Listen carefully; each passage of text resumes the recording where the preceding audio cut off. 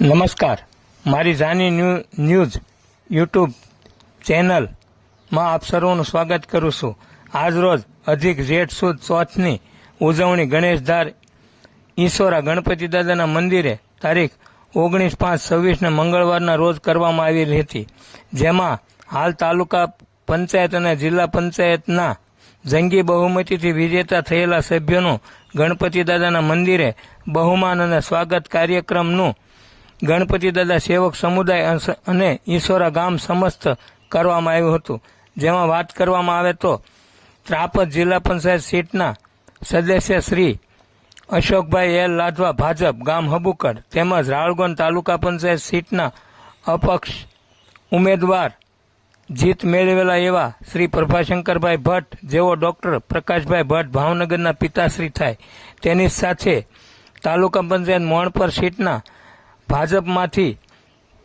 શ્રી ભારતીબેન રમેશભાઈ લાધવા ગામ કરમંદિયા ઓનું હાર તોરાને શાલથી સ્વાગત કરવામાં આવ્યું હતું. જેમાં સર્વશ્રી સંજયભાઈ ભગત પાર્ષદ સર્વોપરી ગૌશાળા ગૌરક્ષક કમાન્ડો હ્યુમન રાઇટ્સ ગઢડા અને વેણીભાઈ લાધવા કરમંદિયા, ચિથરભાઈ લાધવા નિવૃત્ત અધિકારી નાગરિક બેંક તળાજા, શ્રી રમેશભાઈ ઝાલેલા સરપંચ શ્રી ગ્રામ પંચાયત ઈસોરા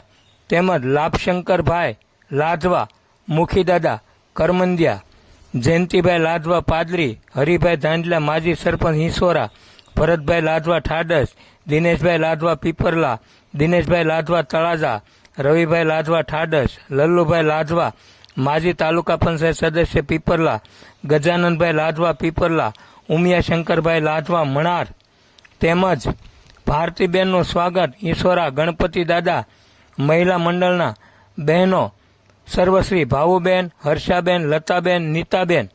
વગેરેનાઓએ કરેલ. આ કાર્યક્રમને સફળ બનાવવામાં ગણપતિ દાદા સેવક સમુદાયના ભાઈઓ અને બહેનોએ સારી એવી જહેમત ઉઠાવેલ છે.